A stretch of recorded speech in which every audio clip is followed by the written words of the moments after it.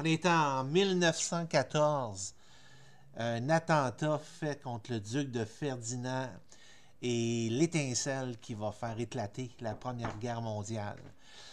En ce moment, en Corée du Nord, pas uniquement en Corée du Nord, je dirais, mais en ce moment, non seulement en Corée du Nord, mais en Syrie tout particulièrement, et en Corée du Nord, on est vraiment assis sur un baril de poudre.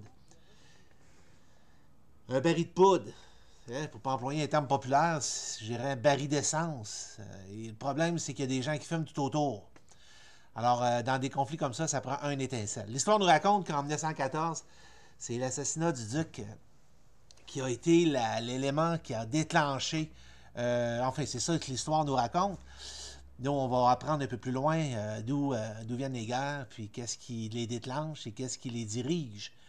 Mais en ce moment, on est en 2017 et on sent plus que jamais la tension monter un peu partout dans le monde. Et je ne voudrais pas avoir un discours qui est uniquement alarmiste. Vous savez, quand on parle de prophétie, et on a un terme biblique qui s'appelle l'eschatologie, quand on parle de ces sujets-là, souvent les gens disent « Ah, je ne veux pas en entendre parler, j'ai trop peur, je ne veux pas en entendre parler, j'aime autant pas m'en occuper. » Mais que ça arrive, ça arrivera.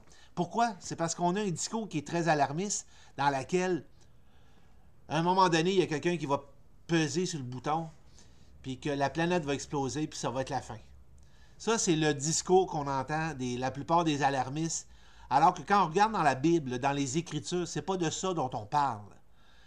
La fin de l'histoire dans les Écritures, dans la Bible, elle est très différente de ce que vous avez pu entendre jusqu'à maintenant.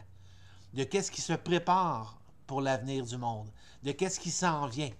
À quel point les éléments qu'on est en train de vivre en ce moment sont des pierres de fondation dans un grand mouvement qui va bientôt se passer sur la planète et un peu partout dans le monde. Mais au bout de l'histoire, j'aimerais vous parler d'une bonne nouvelle.